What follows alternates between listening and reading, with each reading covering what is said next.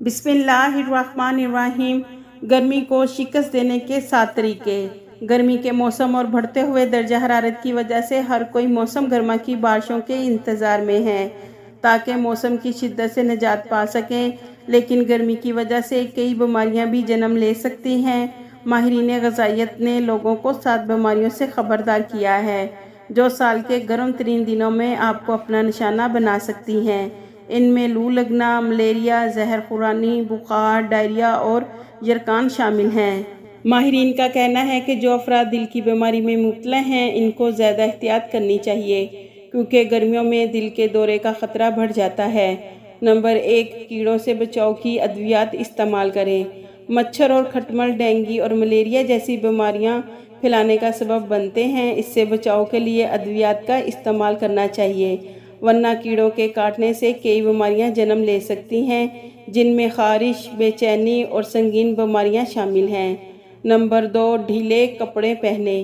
ڈھیلے اور ہلکے رنگوں کے کپڑے جیسے کاٹن، لون، ہوادار کپڑے پہنیں تاکہ پسینہ سوکھ سکے۔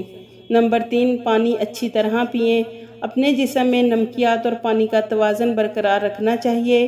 اپنے جسم کو ٹھنڈا رکھنے کے لیے کھیرے کا جوس، ناریل کا پانی، لیموں کا جوس، 1 چمچ معدنی نمک مثلاً سمندر کا نمک یا گلابی نمک کے ساتھ پانی استعمال کریں۔ نمبر 4، گھر میں ورزش کریں۔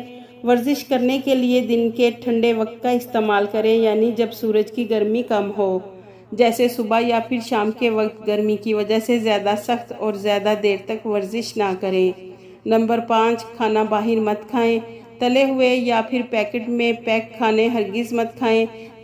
تازہ پھلوں اور سبزیوں کا استعمال بڑھا دیں، خاص طور پر کچی سلاد، اور ایسے پھل کھائیں جن میں پانی زیادہ ہو جیسے تربوز، خربوزہ، گاجر، کھیرا، آم وغیرہ۔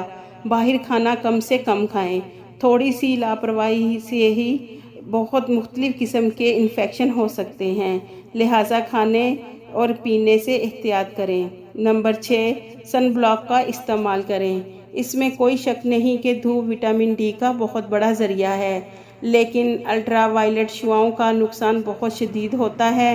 جب بھی گھر سے باہر نکلیں تو اپنے جسم کے کھلے حصوں پر سن بلاک لگائیں، اور سن بلاک کم از کم باہر نکلنے سے 30 منٹ پہلے لگائیں۔ نمبر 7، گرم پانی میں نہانے سے پرہیز کریں۔